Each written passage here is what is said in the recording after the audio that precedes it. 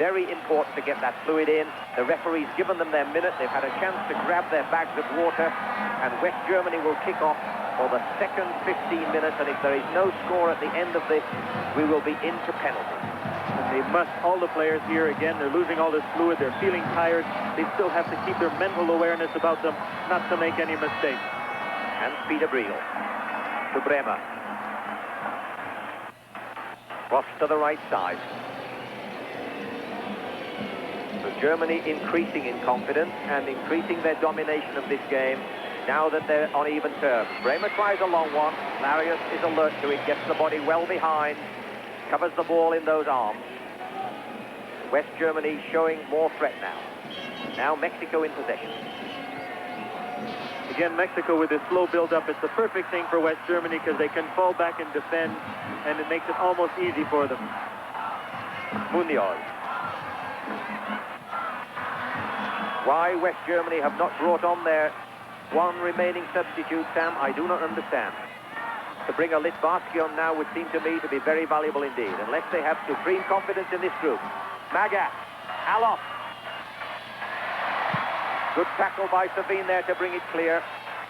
And that ball off Magat for a Mexican goal kick.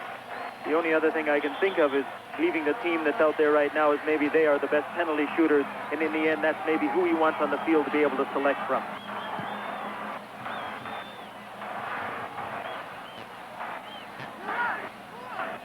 So the Germans spending a little more time in the Mexican half and beginning to find their men a little better. Cruz is offside. Pitch to Germany. And we will look with some anticipation at the West German bench to see if Franz Beckenbauer decides to bring on a substitute. Sanchez still having some treatment.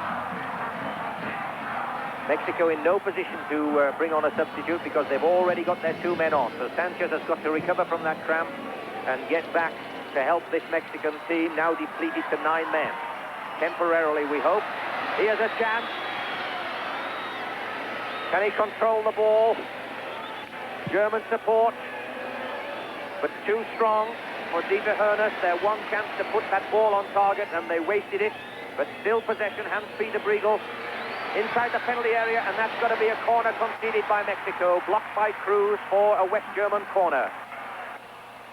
Good pressure by Germany. They're coming forward well. They're starting to find holes in the Mexican defense, and they're getting these very effective corner kicks as well. Testing Larios. Andreas Bremer. Good catch by Larios.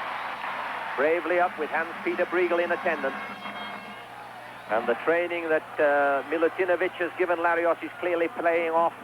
And behind the goal area, we have Hugo Sanchez still receiving treatment for that cramped leg muscle. Germany in possession again.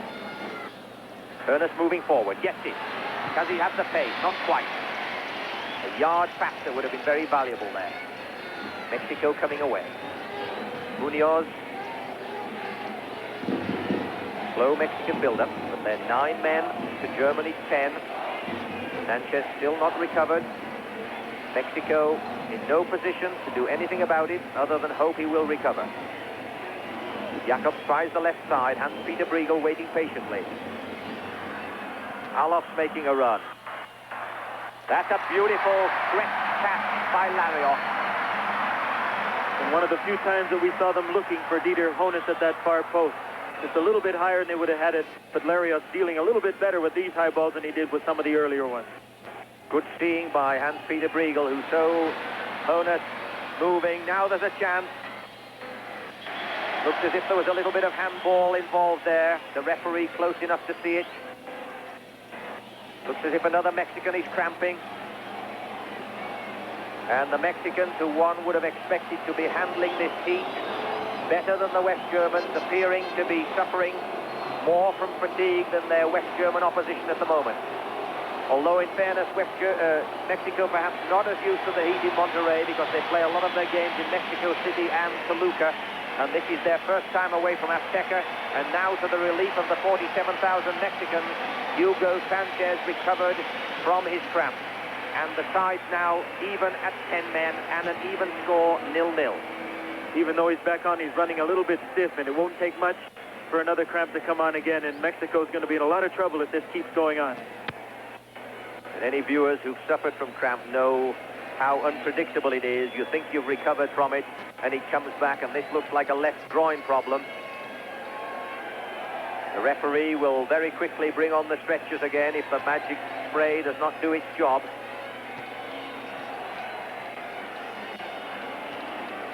So the pendulum of advantage has swung a little in West Germany's favor in this last 5 minutes. Mexico, for a while, having to play 9 men and perhaps showing greater signs of fatigue than their opponents.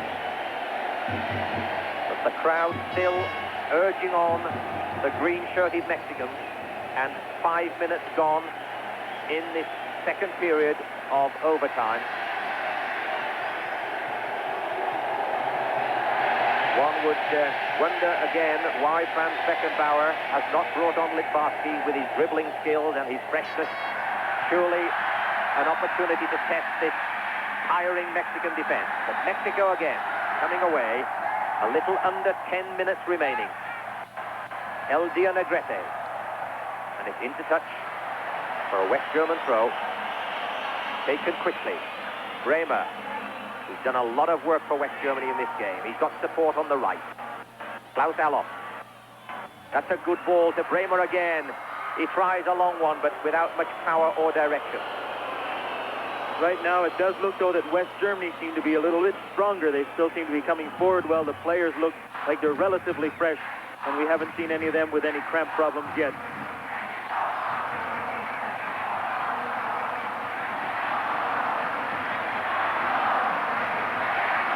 So we still are mystified as to the thinking behind Franz Beckenbauer not using an available substitute, particularly when he has experienced players who are strikers and who are known good dribblers, and we speak primarily of Pierre Littbarski, but he continues with his 10 stalwarts, who've certainly given their best. Felix Magath, Allofs, support, Germans going forward in numbers. Hoeneß again, but slow on the acceleration. Those first 2 or 3 strides, ponderous. Not the acceleration that we've seen in some of the World Cup strikers, certainly not the acceleration of a Careca or a Miller from Brazil. No, not at all, but it's interesting here that Beckenbauer still has not made his substitute. If things do not happen to go well for Germany here, and they do happen to lose, I'm sure that he'll have to answer a few questions when he gets back to West Germany as to why he just didn't use the substitute. Bremer again, and now the ball seems to be going more and more to the white-shirted Germans. They're finding more space, they're finding each other better, and they're making the Mexicans chase a bit, but they are running out of time. There's 8 minutes gone, and there's a foul. Norbert Eder. Now a chance for West Germany to get a ball onto the blonde, balding head of Dieter Hoeneß. They've had very few. This is their chance from this set play. Lothar Matthäus it is who will take this corner. The successful corners have been to the one to the near post. Let's see if they do that or change it and look for the big man. And Briegel got his head up. One of the other German big men was headed out. Only temporary relief. No, more permanent relief because it's a kick. Dieter Hoeneß still saying and certainly thinking, please get that ball onto my head so that I can show you what I can do. Put some pressure on the Mexican defense trying to bring the ball out. Back to Larios. While this game certainly hasn't been the end-to-end exhibition and tension that we had hoped, certainly the fact that they've had to play extra time and down to 10 men each has brought its own brand of drama without being quite the exciting soccer that we had hoped, or certainly the class of play that we saw earlier today when France defeated Brazil on a penalty shootout. And the crowd now seeming to have exhausted themselves too with the extra time, which they probably hadn't anticipated in terms of their vocal cords. But still, the game not over. 9 minutes gone in this second period. 9 minutes in which one side can make that decision, and the linesman very quickly stepping in to avoid the giving of instructions to the Mexican player. Referee having a word with him too. And now, at last, we see the German substitution. As the referee talks to number 6 and number 7, Pierre Littbarski will come on and Norbert Eder will come off. Is it in time? 5 minutes seems to me to be an awfully short period of time to bring on a substitute, but Beckenbauer has made his decision, and it's now Littbarski's chance to turn this game around for West Germany and save them going into penalties. And it's now up to the West Germans to give Littbarski some ball on the edge of the area where his fresh legs and dribbling ability can put the Mexican defense to the test. Littbarski in possession. Losing it. And arguing over the signs. Javier Cruz charging Littbarski very heavily. Negrete loses out to German possession. Ernest in turn can't get to that ball and Mexico can come away with it. And the roar of the crowd indicates that this may be the last gasp. But German interception, and now a chance for Germany to come away. Karl-Heinz Forster handing off the Mexican opposition, and that's off a Mexican foot for a German throw. With Littbarski in the game now with the four minutes left or so, it's very difficult for him to get into a flow of such a game that's been going on. Klaus Allofs trying on his own. Bremer lays it back to Allofs. Can he get that left foot in? He's round his man. Chips it, but straight into the ever-eager hands of Larios, and another threat is stifled by this Mexican defense. That could have been a glorious opportunity if Allofs had just been able to direct that ball onto a head. Clever play by Tony Schumacher, the freshest man on the field. Another chance for Mateus to Littbarski. Littbarski being very well marked. That flag was up. It didn't seem to me that the entire ball was across that line, but the linesman is in a far better position, and his flag went up. And so we are moving towards what looks to be like the second penalty shootout of the day. On our unofficial time, 3 minutes to go. Mexico in possession. We're in the second half of the extra time. The score, Mexico 0, West Germany 0. We expected it to be a very close game. We thought it would be more entertaining than it has been. It has been pretty well stalemate, with West Germany perhaps slightly ahead on points, and that's offside to Mexico and a kick to West Germany. 2.5 minutes we make it. Throw to West Germany, not a kick. Quickly taken. An opportunity for Magath. Allofs in the middle. Mateus and Magath have done an immense amount of work. Klaus Allofs. Chance to give the ball to the fresh Littbarski, but Magath it is. Briegel coming into the area, gets his crop in. Dieter Herners at last gets ahead to it, but wide of the upright. It finally came to Dieter Herners though, but a good move again. And Magath, who seems to get himself in a great wide position, flips it outside. Here's Briegel overlapping, and Dieter Herners just couldn't get behind it. Just a little timing off. So a chance to get it on Dieter Herners' head, a chance that went astray. But here we are almost in the last couple of minutes of overtime after a full game, and there was Hans-Peter Briegel on an overlap trying to cross that ball. Just the heart of a lion and tremendous fitness, and a big man too. A lot of body weight to haul around that pitch, but giving a very, very fine demonstration of thorough physical preparation and tremendous mental strength. A late chance for Mexico. German tackle beautifully timed. Dietmar Jakobs got into that tackle and saved the threat. So Germany come away again. Time running out. We make it 1.5 minutes. Another chance for Herners. Gets his head to it. No support. Back to Jakobs. Still West German possession. The time very much against them. Briegel a chance down the left side. Allofs tries one across the 6-yard area, but Herners unable to get on the end of that one.